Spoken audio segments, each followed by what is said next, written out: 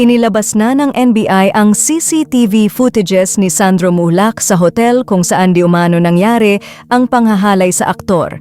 Tila suportado ng mga kuha ng CCTV kay Sandro Mulak noong araw ng umano'y pang-aabuso ang lumabas sa behavioral analysis ng NBI na dumaan siya sa tinatawag na traumatic event.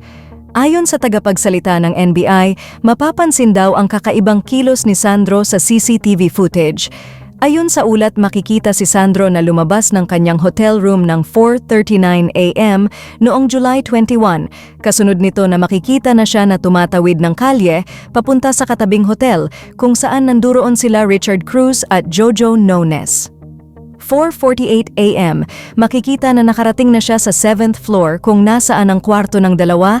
Hagip din sa CCTV ang isang room attendant na naghatid pa ng inumin sa kanilang kwarto bandang 5:24 AM.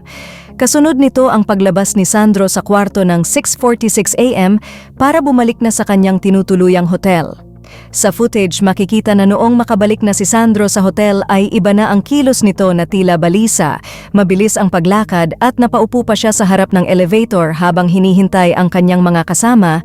Ayon sa NBI Behavioral Analysis, isang senyales ito ng dumaan ang binata sa isang traumatic event. Narito naman ang ilan sa komento ng mga netizens. Pagka-watch ko bigla ako ng lumo, yung napaupo siya, grabe trauma talaga inabot niya, sana managot ang dapat managot. Bakit ang labo ng CCTV ng hotel, di man lang kaya i-upgrade? Saka parang hirap siya lumakad siguro dahil na din sa pinainom kaya nagkaroon ng epekto sa katawan niya o baka naman may penetration nangyari. Napaupo na lang ang bata sa sinapit. Yung gusto mo lang makisama halubilo sana ang ending na molestya at pinag-drugs ka pa.